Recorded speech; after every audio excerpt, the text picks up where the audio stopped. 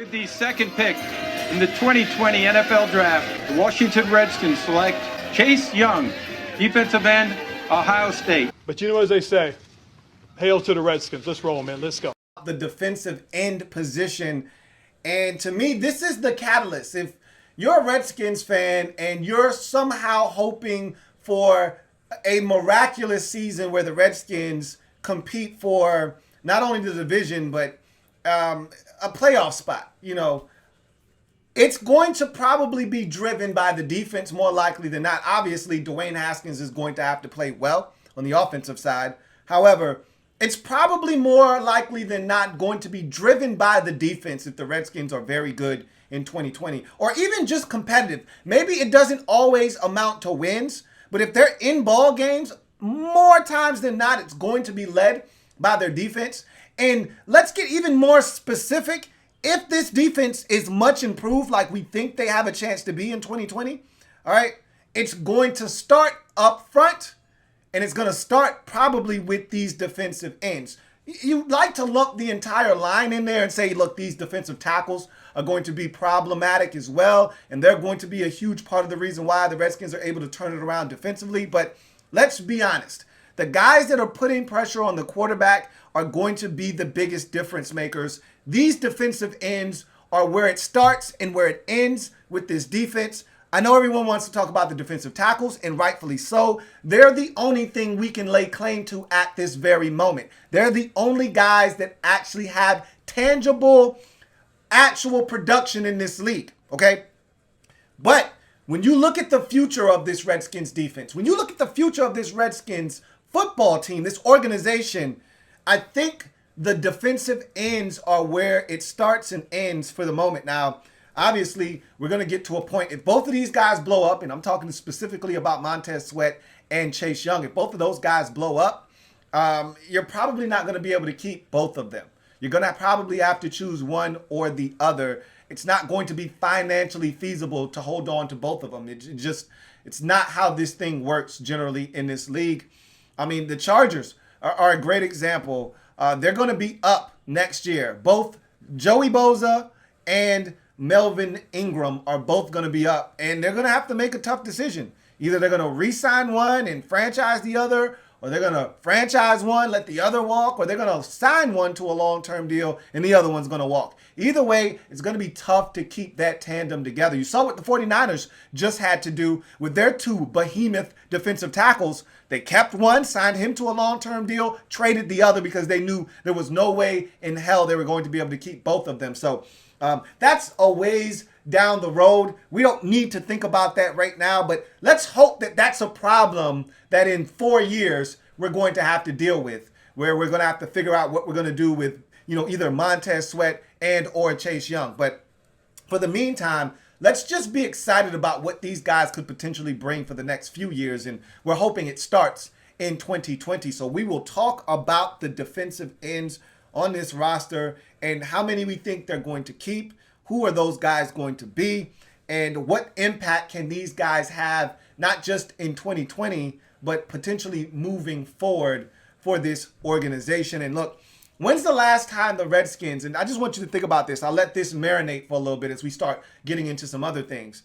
When's the last time the Redskins had a guy, and we all know the answer to this, okay? When's the last time the Redskins had a guy that Madden was interested in, that the national media cared about? The NFL cut a promo with all the players, the important players, that talked about Black Lives Matter. And you know what? Generally speaking, the Redskins don't belong in that promo that they cut, all right? Because we don't have a guy that resonates with the national media, that they see his face and they know who he is. And if they were putting up a marquee, he'd be on it. Now we do, because we have Chase Young, okay? So the last time was back in 2012 when we had Robert Griffin III, okay? We don't have these guys very often. Hopefully he lives up to the billing, but I tell you what, we got a guy that could potentially put us back on the map. Let's hope that that is in fact the case. And as far as Haskins is concerned and loading up talent for him, like the Broncos did with Drew Lock this year, that's great. If you can afford to do that, you know, to just stockpile a bunch of talent And maybe if the Redskins, let's just say that the Redskins struggle, and you said that in your comment. Let's say they struggle this year, and the biggest part of the struggle, let's say the defense was really good. Say the defense was ranked 13th in the league. They only gave up 22.7 points a game, and they were in ball games, but they just couldn't score. They only scored 19.8 points a game. They struggled on the offensive side of the football. All right, so let's say that that's the problem. And part of the reason was just like the two commenters ago said that if we don't get a receiver opposite of Terry, we're going to struggle. And that comment was from Marius. And so like Marius said, we don't have enough opposite of Terry. And so we don't have the ability to stretch the football field vertically. Teams are doubling them up, and we struggle. Well, if that's what happens, then the response to that should be, hey, let's go get and Dwayne plays well, I might add. He plays well despite teams taking away Terry McLaurin.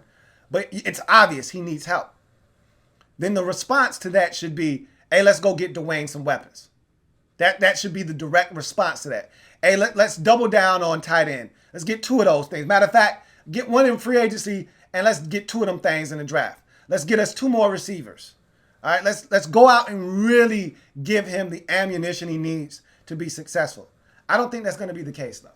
I don't think we need to do that. You know, I laugh at the people that have this notion that the Redskins didn't do anything to help Dwayne this year.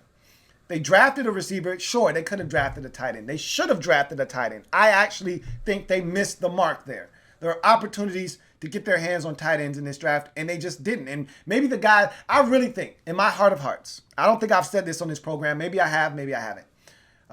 I really think in my heart of hearts, the guy that the Redskins wanted was Devin Asiasi out of UCLA. That was the guy that I wanted. I think that's the guy that they wanted. Because they had their pick of any of these tight ends. All right. You know, pretty much at the third round. Outside of Cole Kmet and Devin Asiasi, every one of these tight ends were there at the start of the third round when the Redskins had a selection and they decided to go with Antonio Gibson. They could have went tight end there. If they liked Adam Troutman or if they liked Harrison Bryant or any of those guys, they were available. And the Redskins passed on every single one of them. I think the guy that if he were there at the top of the third round, they would have taken was Devin Asiasi. Maybe it was Cole Kmet. If either one of them were there, they would have pulled the trigger. Neither one of them were there. They bypassed on the entire tight end position. That's the one I thought they missed out on. But to say that they didn't do anything, what AGG is nothing? Is that what you're saying? Is Antonio Gibson nothing? I get it. He's classified as a running back. Don't think for 1 second they're not going to throw the football to him. If you think that, you're sadly mistaken. They did some things to help Dwayne Haskins. And there's already talent on the team. So I definitely beg to differ with people that think that this team lacks talent and there's not enough around Dwayne Haskins. Could there be more? Absolutely. We don't have any tight ends right now. There may be one on the roster that we don't know about right now, but as of right now, we don't have a tight end. Yeah, I get it. We don't have a left tackle. Maybe we do. Maybe we don't. I get it. But to sit here and say we don't have anything around Dwayne, that's disrespectful to the dudes that's on the roster that do have talent. And they're going to prove it this year. That's why I don't worry about talking about it so much. All right? I let the actions speak louder than the words. And so these guys are going to go out and ball this year. I've got no doubts in my mind. We're going to talk more about that when we get to the receiver position. But I love it. Thank you for the super chat, DCJ.